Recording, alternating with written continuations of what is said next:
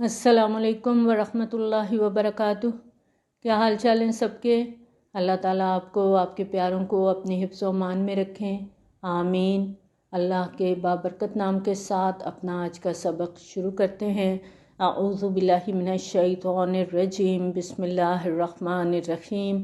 رب اشرح لی صدری ویسر لی امری واحلل عقدۃ من لسانی یفقہوا قولی واجعل لی وزیرا من اہلی ربنا زدنا علما ربنا زدنا علما ربنا زدنا علما اللہم فقہنا فی الدین، آمین۔ آج کا ہمارا سبق سورۃ لقمان ہے، آیت نمبر 15 نمبر آیت سے آج ہم اپنا سبق شروع کر رہے ہیں۔ بسم اللہ الرحمن الرحیم۔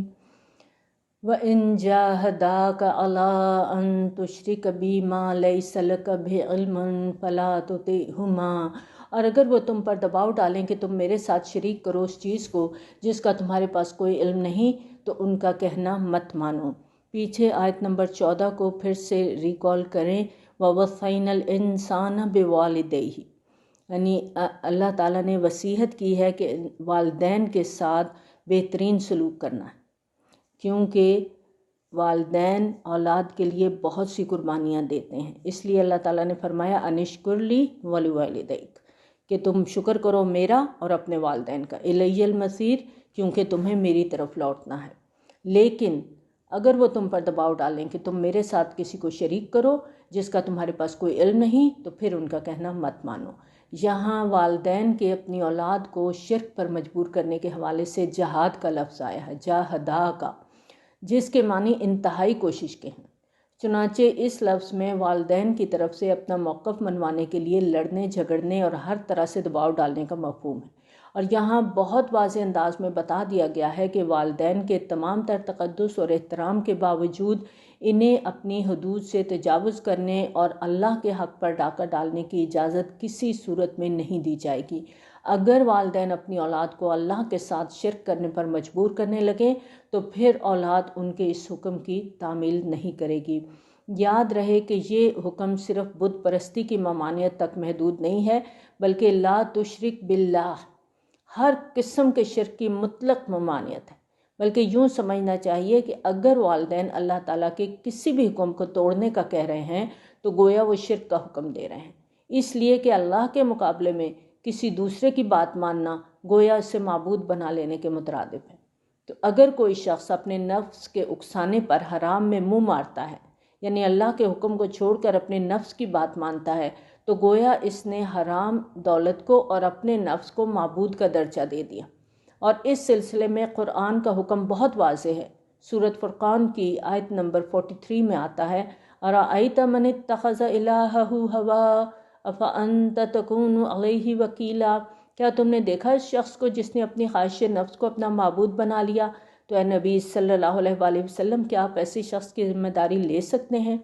شرک جیسے حساس مسئلے کو بہت زیادہ سمجھنے کی ضرورت ہے۔ اکثر ایسا ہوتا ہے کہ شرک کا محدود مفہوم سامنے رکھا جاتا ہے اور اس کے بہت سے دوسرے پہلوؤں کو نظر انداز کر دیا جاتا ہے۔ وَصَاحِبْهُمَا فِي الدُّنْيَا مَعْرُوفًا، اور دنیا میں ان کے ساتھ رہو بہتر انداز سے۔ دیکھیں اللہ تعالیٰ کے احکام کے اندر کتنا بیلنس ہے کہ ایک طرف والدین کے حقوق ادا کرنے کی سخت تاکید کی گئی ہے، دوسری طرف ان کے حقوق کی حد بھی مقرر کر دی گئی۔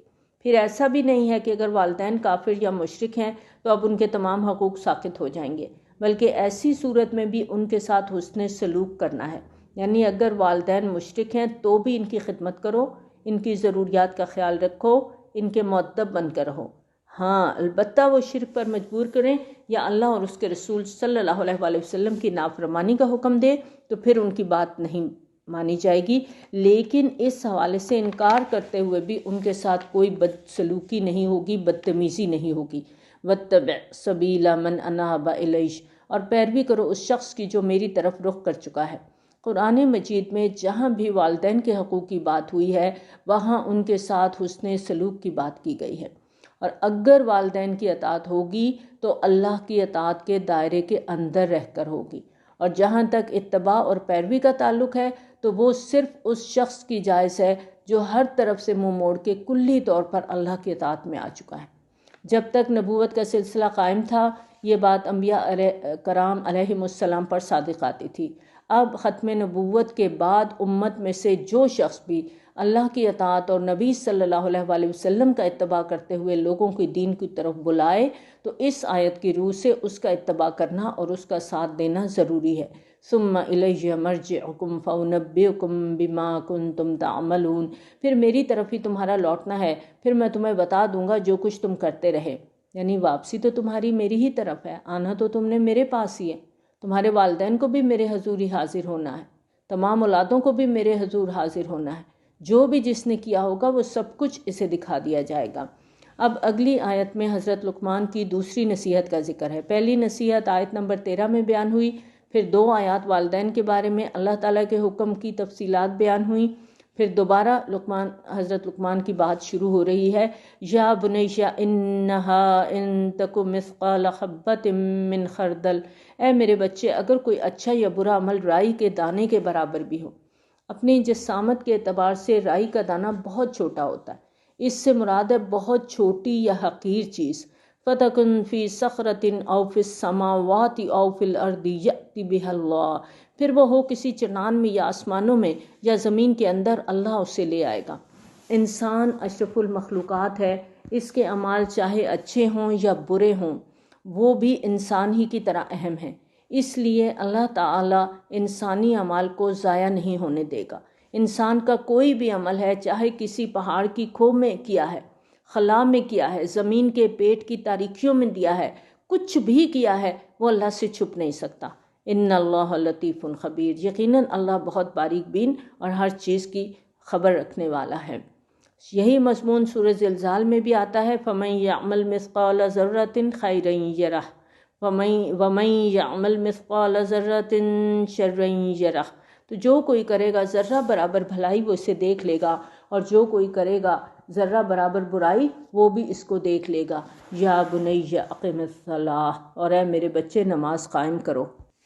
نماز اللہ کے ذکر کا بہت بڑا ذریعہ ہے، اور نماز کی اقامت یا پابندی سے مقصود بنیادی طور پر یہ ہے کہ اللہ تعالیٰ پر ایمان کی کیفیت کو ہر وقت اپنے ذہن میں حاضر رکھا جائے، ورنہ کیا ہوتا ہے، انسان کا نفس اسے غلط راستے پر ڈال دے گا، شیطان اسے ورگلانے میں کامیاب ہو جائے گا۔ سورۃ عنکبوت کی آیت نمبر 45 میں بھی نماز کا مقصد کیا پڑھا تھا ہم نے؟ اتل ما اوحی الیک من الکتاب واقم الصلاۃ ان الصلاۃ تنہی عن الفحشاء والمنکر، تلاوت کرتے رہا کریں اس کی جو وحی کی گئی ہے آپ کی طرف کتاب میں سے، اور نماز قائم کریں، یقیناً نماز روکتی ہے بے حیائی سے اور برے کاموں سے۔ چنانچہ حضرت لقمان کی نصیحت کا مفہوم بھی یہ ہے کہ اللہ کو صرف پہچان لینا کافی نہیں، بلکہ ہر وقت اللہ کو یاد رکھنا بھی ضروری ہے، اور اس کے لیے نماز کو قائم کرنا بہت اہم ہے، ورنہ انسان کا سیدھے راستے سے بھٹکنے کا اندیشہ ہر وقت رہے گا۔ وَأْمُرْ بِالْمَعْرُوفِ وَانْهَ عَنِ الْمُنْکَرِ، اور نیکی کا حکم دو اور برائی سے روکو۔ یہ ان کی چوتھی نصیحت ہے۔ یہ انسان کی انسانیت، اس کی شرافت اور مروت کا ناگزیر تقاضا ہے کہ وہ اپنوں کی بھلائی کے لیے حسب استطاعت کوشش کرتا رہتا ہے، اور انسان کی سب سے بڑی خدمت جو کوئی بھی انسان کر سکتا ہے وہ یہ ہے کہ معاشرے میں رہتے ہوئے بھلائی کی تلقین کرے اور برائیوں سے لوگوں کو روکے۔ وَاصْبِرْ عَلَىٰ مَا أَصَابَكَ، اور جو بھی تکلیف تمہیں پہنچے اس پر صبر کریں۔ یعنی امر بالمعروف اور نہی عن المنکر کے عمل کا لازمی نتیجہ ہے کہ لوگوں کی طرف سے تکلیف ہوگی، اس لیے کہ حق ہمیشہ کڑوا ہوتا ہے۔ اپنے اعمال پر، رویے پر تنقید کرنا کسی کو بھی پسند نہیں ہے۔ چنانچہ جب آپ امر بالمعروف کریں گے، حق کی بات کریں گے، لوگوں کے غلط طرز عمل پر تنقید کریں گے، برائی سے رک جانے کی نصیحت کریں گے، تو لوگ آپ کو برا بھلا بھی کہیں گے، کیچڑ بھی اچھالیں گے، حتیٰ کہ آپ کی جان کے بھی درپے ہو جائیں گے۔ اس لیے اگر امر بالمعروف اور نہی عن المنکر کا علم بلند کر کے حق کا راستہ چن لیا ہے تو اب صبر کرنا بھی سیکھنا ہوگا، اور مشکل سے مشکل حالات میں ثابت قدمی کا مظاہرہ بھی کرنا ہوگا۔ ان ذالک من عزم الامور، یقیناً یہ ہمت کے کاموں میں سے ہے۔ اب غور کریں اس کے اوپر کہ حضرت لقمان کی 4 نصیحتوں میں وہی 4 باتیں ہیں جن کا ذکر سورۃ العصر میں آتا ہے۔ سورۃ عصر میں آتا ہے الا الذین آمنوا وعملوا الصالحات وتواصوا بالحق وتواصوا بالصبر، سوائے ان لوگوں کے جو ایمان لائے، انہوں نے نیک اعمال کیے، ایک دوسرے کو حق کی نصیحت کی اور ایک دوسرے کو صبر کی تلقین کی۔ یعنی سورۃ عصر میں ایمان، اعمال صالحہ، حق کی نصیحت اور صبر کی نصیحت۔ اور حضرت لقمان کی اگر نصیحتوں کو ہم دیکھیں تو ایمان کی جگہ توحید کا ذکر ہے، اور اعمال صالحہ میں نماز اور والدین کے ساتھ حسن سلوک، اور تواصی بالحق جو ہے حق کی نصیحت کرنا، اس کی جگہ امر بالمعروف اور نہی عن المنکر، اور صبر کا ذکر دونوں جگہ پر موجود ہے، کیونکہ صبر ہر صورت میں انسان کے لیے اہم ہے، کیونکہ کہیں بھی آپ کوئی بھی کام کرنے لگتے ہیں جہاں مخالفت ہوتی ہے وہاں پھر صبر کا پیمانہ بھی لبریز ہونے لگتا ہے۔ تو اس لیے صبر کی تلقین اللہ تعالیٰ بار بار قرآن میں فرماتے ہیں وَلَا تُسَعِّرْ خَدَّكَ لِلنَّاسِ، اور اپنے گالوں کو پھلا کر مت رکھو لوگوں کے سامنے، یعنی لوگوں سے بے رخی، غرور اور تکبر کا سلوک مت کرو۔ وَلَا تَمْشِ فِي الْأَرْضِ مَرَحًا، اور زمین میں اکڑ کر مت چلو۔ إِنَّ اللَّهَ لَا يُحِبُّ كُلَّ مُخْتَالٍ فَخُورٍ، یقیناً اللہ ہر شیخی خورے تکبر کرنے والے کو پسند نہیں کرتا۔ مختال کا تعلق خیل، گھوڑے سے ہے، اور گھوڑے کی چال میں ایک خاص قسم کی تمکنت اور غرور کا انداز پایا جاتا ہے۔ چنانچہ جب انسان اپنی چال کے انداز میں گھوڑے سے کی طرح کے غرور اور تمکنت کا مظاہرہ کرتا ہے تو وہ گویا مختال بن جاتا ہے، خود کو بڑی چیز سمجھتا ہے۔ یہی مضمون ہم نے سورۃ بنی اسرائیل میں پڑھا تھا وَلَا تَمْشِ فِي الْأَرْضِ مَرَحًا إِنَّكَ لَن تَخْرِقَ الْأَرْضَ وَلَن تَبْلُغَ الْجِبَالَ طُولًا، اور زمین میں اکڑ کر نہ چلو، نہ تو زمین کو پھاڑ سکو گے اور نہ ہی پہنچ سکو گے پہاڑوں تک اونچائی میں۔ یعنی چال میں بھی میانہ روی ہونی چاہیے، اکڑ کر چلنا، تکبر کے ساتھ چلنا، پاؤں مار مار کے چلنا، خود کو بڑی چیز سمجھ کے چلنا، جیسے کہ ہمارے ہاں ایک ٹرینڈ بن چکا ہے، جتنے بھی ہمارے بڑے بڑے آفیسرز ہوتے ہیں ان کی چال کا ایک خصوصی سٹائل ہوتا ہے۔ تو یہ اس سٹائل سے اللہ تعالیٰ منع فرماتے ہیں ان اللہ لا یحب کل مختال فخور، اللہ کسی بھی شیخی خورے تکبر کرنے والوں کو پسند نہیں کرتا۔ اور آخری نصیحت وقصد فی مشیک، اور اپنی چال میں میانہ روی اختیار کرو۔ یہ میانہ روی صرف ظاہری چال میں نہیں ہونی چاہیے کہ چال ہی انسان کی بہترین ہو، باوقار ہو، بلکہ زندگی کی مجموعی چال بھی میانہ روی کے ساتھ ہو۔ خاص طور پر قرآن میں معیشت کی میانہ روی پر بہت زور دیا گیا ہے۔ مثال کے طور پر سورۃ فرقان میں بندہ مومن کی جو میچیور شخصیت کی خصوصیات ہیں ان میں ایک خصوصیت یہ ہے والذین اذا انفقوا لم یسرفوا ولم یقتروا وکان بین ذلک قواما، اور وہ لوگ جب خرچ کرتے ہیں نہ اسراف کرتے ہیں نہ بخل کرتے ہیں بلکہ ان کا معاملہ اس کے درمیان معتدل ہوتا ہے۔ وغضض من صوتک، اور اپنی آواز کو پست رکھو، خاص طور پر بحث و مباحثے کے دوران اونچی آواز میں چیخنے کی بجائے باوقار طریقے سے بات کرو، ٹھوس دلائل کے ساتھ بات کرو، کیونکہ عام طور پر بحث کرتے ہوئے آدمی اونچی آواز میں چیخ چیخ کے بولتا ہے جب اس کے پاس کوئی دلیل نہیں ہوتی، گویا وہ آواز کے طور پر اپنی دلیل کو پوری کرنا چاہتا ہے۔ آپ دیکھیں کہ جو جتنا جھوٹا ہوتا ہے نا اتنا ہی زیادہ وہ چیخ رہا ہوتا ہے۔ ان انکر الاصوات لصوت الحمیر، یقیناً سب سے ناپسندیدہ آواز گدھے کی آواز ہے۔ یہ جو چیخ چیخ کے بولنا ہے اس میں انسان کی کوئی بڑائی نہیں ہوتی ہے، اگر اس میں کوئی بڑائی ہوتی نا تو سب سے زیادہ مستحق گدھا قرار پاتا۔ اب دیکھیں گدھے کی آواز غیر معمولی طور پہ بلند بھی ہوتی ہے، زوردار بھی ہوتی ہے، اور گدھے کی آواز کسی کو بھی پسند نہیں آتی ہے، تمام آوازوں میں مکروہ اور ناپسندیدہ سمجھی جاتی ہے۔ تو ایک معقول انسان کو زیب نہیں دیتا کہ وہ گدھے کی طرح چلا چلا کے باتیں کرے، بلکہ بات چیت میں انسان کا بہترین طرز عمل یہ ہے کہ دھیمے لہجے میں گفتگو کرے، نرم انداز میں گفتگو کرے، اور گفتگو میں وزن پیدا کرنے کے لیے علمی اور عقلی دلیل کا سہارا لے۔ یہاں اپنے آپ کو بھی ذرا دیکھتے ہیں، گھر کے اندر بچوں کے ساتھ، کام والوں کے ساتھ کس طرح سے ہم چیختے ہیں۔ چھوٹی چھوٹی باتوں پہ سارا محلہ سن رہا ہوتا ہے کہ اس وقت بی بی کام کروا رہی ہیں، اس وقت بچوں کو پڑھا رہی ہیں۔ تو یہاں آپ دیکھیں وغضض من صوتک ان انکر الاصوات لصوت الحمیر، آواز کو دھیما رکھنا ہے۔ اللہ کو یہ انداز نہیں پسند چیخ چیخ کے بات کرنا۔ بچے بھی تنگ پڑ جاتے ہیں جب مائیں بہت زیادہ چیختی ہیں، تو یہ ایک مومن کی شان ہے کہ وہ دھیمے لہجے میں نرم انداز میں بات کرتا ہے، کیونکہ ناپسندیدہ آواز گدھے کی آواز ہے، تو ہمیں گدھے کی طرح چیخ چیخ کے نہیں باتیں کرنی، ہمیں تحمل کے ساتھ، حوصلے کے ساتھ، برداشت کے ساتھ باتیں کرنی ہے۔ ہمیں لگتا ہے کہ جتنا ہم شاؤٹ کریں گے نا اتنی شاید دوسرے کو زیادہ بات سمجھ آئے گی، ایسا نہیں ہوتا۔ جتنا آپ چیخ کے بولتے ہیں بچے اتنے ہی افینڈ ہوتے ہیں۔ آپ بچوں کے ساتھ نرم لہجے میں آرام سے بات کر کے دیکھیں، بچہ آپ کی بات زیادہ دھیان سے سنے گا۔ یہ جو چیخنا چلانا ہے نا، یہ صرف ایک پاگل پانی ہے اور تو کچھ نہیں ہے اس کے علاوہ۔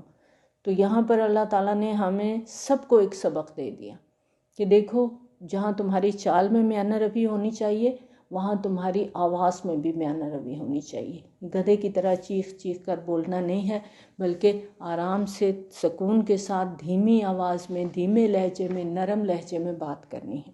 الم تروا ان اللہ سخر لکم ما فی السماوات و ما فی الارض، کیا تم نے دیکھا نہیں کہ اللہ نے تمہارے لیے مسخر کر دیا جو کچھ آسمانوں میں ہے اور جو کچھ زمین میں ہے؟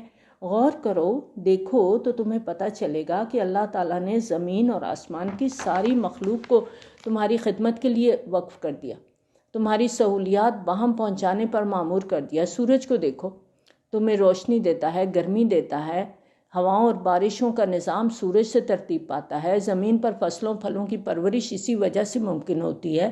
زمین کو دیکھو، کس طرح بچھونے کی طرح اللہ تعالیٰ نے تمہارے لیے اس کو مسخر کر رکھا ہے، اور تمام ضرورتیں تمہاری پوری ہو رہی ہیں۔ وَأَسْبَغَ عَلَيْكُمْ نِعَمَهُ ظَاهِرَةً وَبَاطِنَةً، اور اس نے اپنی ظاہری اور باطنی نعمتیں تم پر مکمل کر دی ہیں۔ اللہ کی ان نعمتوں سے ہم دن رات فائدہ اٹھا رہے ہیں، اور کئی نعمتیں تو ایسی ہیں جنہیں ہم دیکھتے بھی ہیں، محسوس بھی کرتے ہیں، لیکن بے شمار نعمتوں کے بارے میں ہمیں احساس بھی نہیں ہوتا۔ اب دیکھیں ہمارے وجود کے اندر اللہ کی قدرت سے کہ کیسے کیسے نظام خود بخود کام کر رہے ہیں اور ہمیں احساس ہی نہیں ہوتا۔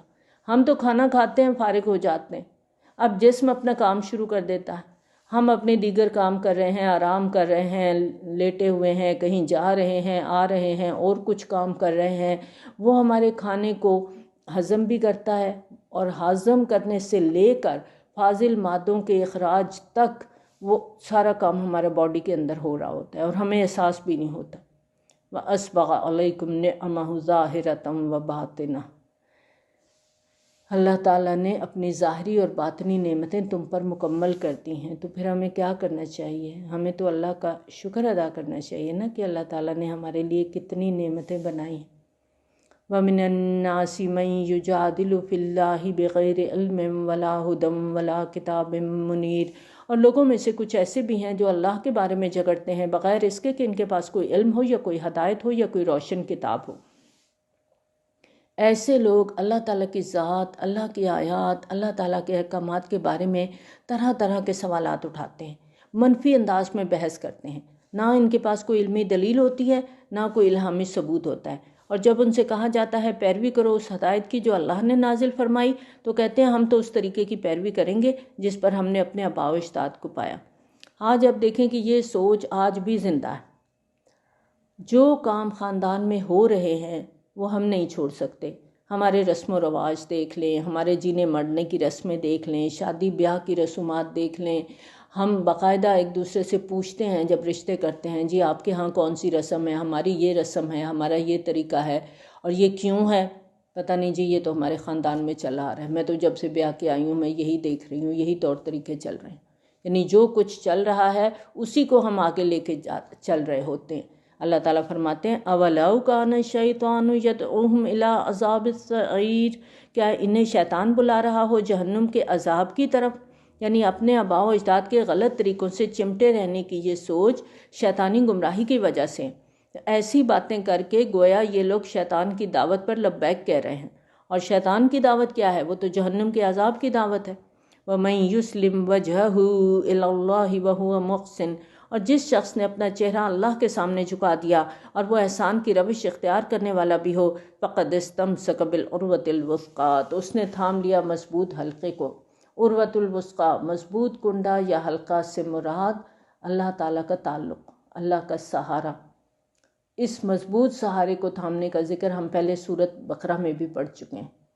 اب دیکھیں بس یا ٹرین میں سفر کرتے ہیں تو کھڑے ہوتے ہیں جو لوگ، تو وہ چھت کے ساتھ گول سا رنگ لٹکا ہوا ہوتا ہے اس کو پکڑ لیتے ہیں۔ اس کو پکڑنے کا فائدہ کیا ہوتا ہے کہ آپ امبیلنس نہیں ہوتے۔ ٹرین میں، بس میں بریک لگتی ہے، دھکا پڑتا ہے، گرنے کا خطرہ ہوتا ہے، لیکن ایک کڑے کو تھام لیا ہے، اس رنگ کو پکڑا ہوا ہے تو اب گرنے کا چانس نہیں ہے۔ اسی طرح زندگی کا سفر بھی آسان ہو جاتا ہے اگر ہم اللہ کو تھام لیں، تو پھر دائیں بائیں گرنے کا چانس نہیں رہتا۔ آباء و اجداد کی بات کے فوراً بعد یہ آیت آئی ہے، تو کیا پتہ چلتا ہے کہ اب قرآن پڑھا ہے، اب وہ کرو جو اللہ کا حکم ہے۔ آباء و اجداد کے طریقوں کو چھوڑ کر اپنے رب کو تھام لو، اب رب کی بات مانو۔ آباء و اجداد اگر غلط راستے پر تھے، غلط رسومات ان کے ہاں رائج تھیں، اب تمہارا فرض ہے کہ تم ان کو ختم کرو اور اللہ کو مضبوطی سے تھام لو۔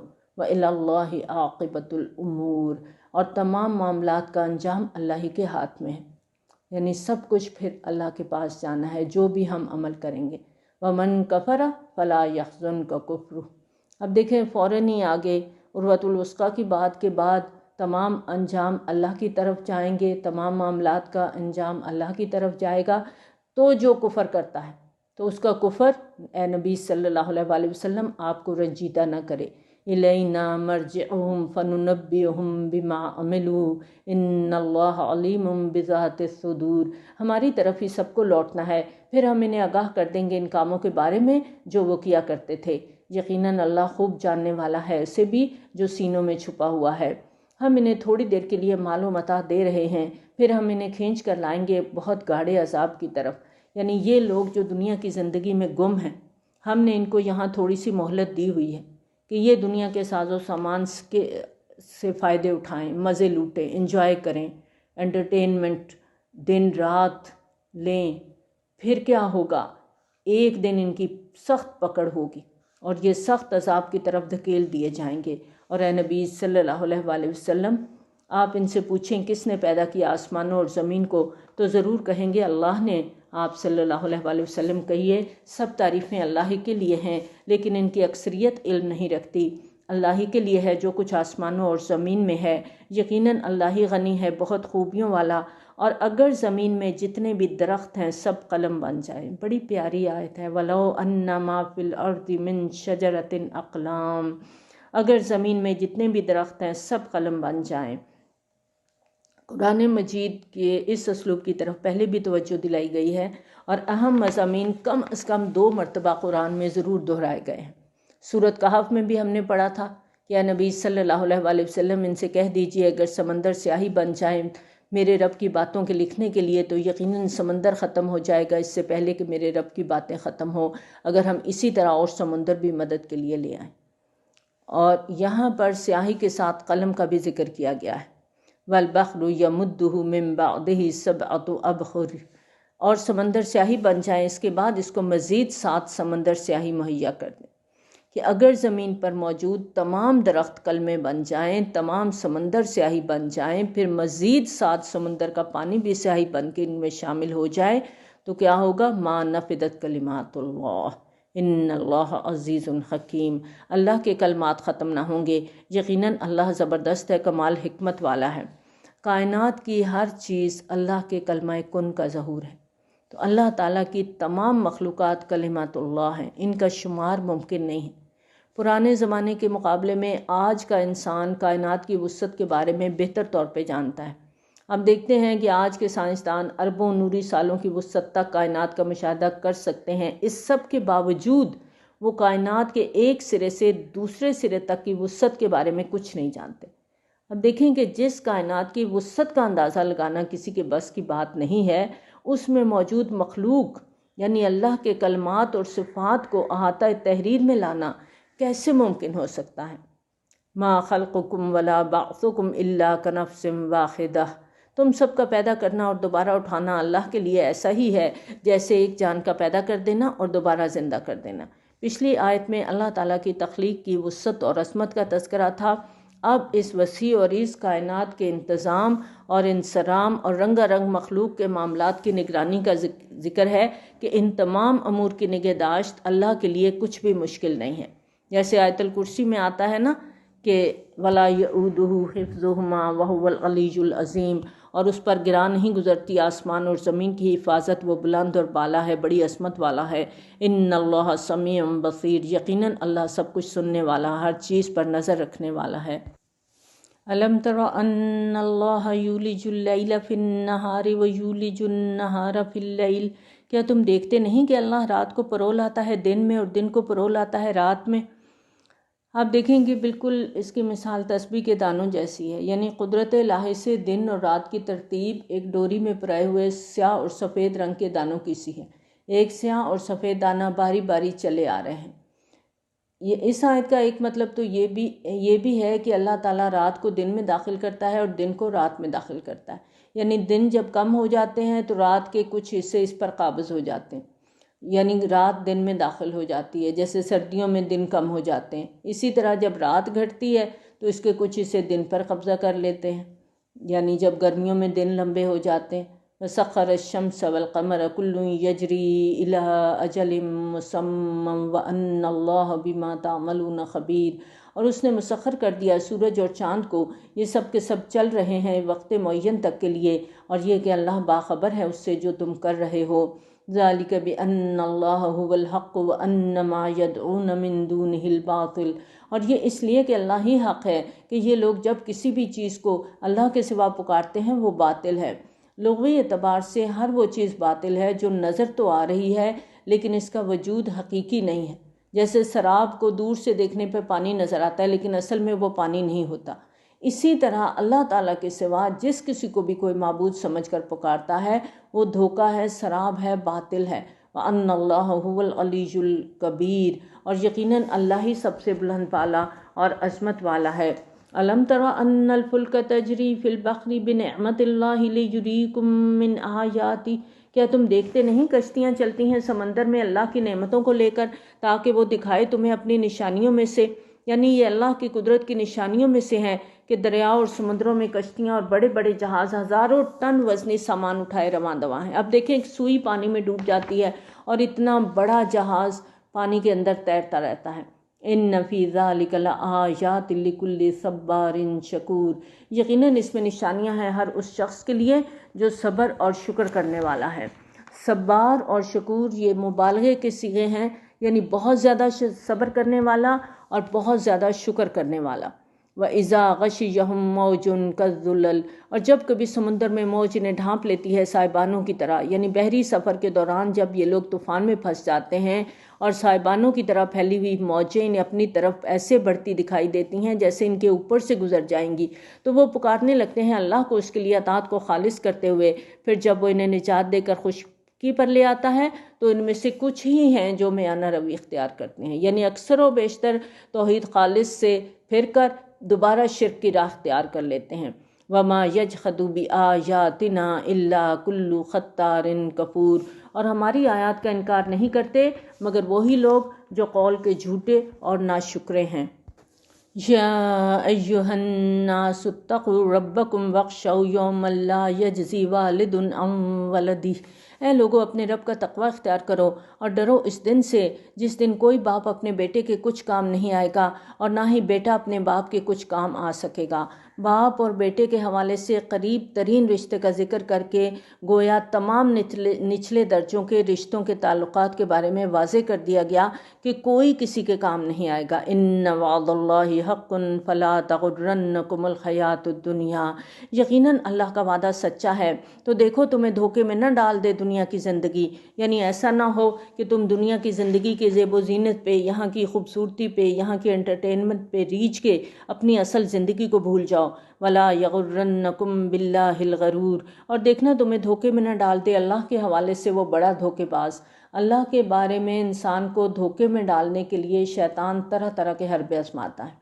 بعض اوقات وہ انسان کو ہمدردانہ انداز میں یہ بات بتانے کی کوشش کرتا ہے کہ دیکھو اللہ بڑا غفار ہے، اس کی رحمت مغفرت بہت وسیع ہے، تم ایسے ہی گھبرا رہے ہو، کیوں توبہ کے بارے میں سوچتے ہو؟ اگر تمہیں آج موقع ملا ہوا ہے جی بھر کے عیش کرو، دوبارہ تو یہ وقت نہیں ملے گا۔ جہاں تک بخشش کا معاملہ ہے تو اس کی تو فکر ہی نہ کرو، اللہ تو بڑے بڑے گناہ گاروں کو بھی معاف کر دے گا۔ ان اللہ عندہ علم الساعہ، یقیناً اللہ ہی ہے جس کے پاس قیامت کا علم ہے، یعنی اللہ کے سوا کوئی نہیں جانتا کہ وہ گھڑی کب آئے گی۔ وَيُنَزِّلُ الْغَيْثَ، اور وہی بارش برساتا ہے۔ وَيَعْلَمُ مَا فِي الْأَرْحَامِ، اور وہ جانتا ہے جو کچھ رحموں میں ہے۔ وَمَا تَدْرِي نَفْسٌ مَاذَا تَكْسِبُ غَدًا، اور کوئی جان نہیں جانتی کہ کل وہ کیا کمائی کرے گی۔ وَمَا تَدْرِي نَفْسٌ بِأَيِّ أَرْضٍ تَمُوتُ، اور کوئی جان نہیں جانتی کہ کس زمین میں اس کی موت واقع ہوگی۔ آپ دیکھیں کہ ایک آدمی ساری عمر ایک جگہ پر رہتا ہے، لیکن اچانک کسی دوسرے ملک چلا جاتا ہے، وزٹ کے لیے جاتا ہے، وہاں پہ اس کی موت ہو جاتی ہے، اور اس کے وہم و گمان میں بھی نہیں تھا کہ وہ باہر جائے گا، کسی دوسرے ملک میں جائے گا اور وہاں اس کی موت واقع ہو جائے گی۔ تو یہ سب کچھ اللہ کے علم میں ہوتا ہے۔ ان اللہ علیم خبیر، بے شک اللہ علم والا، خبر رکھنے والا ہے۔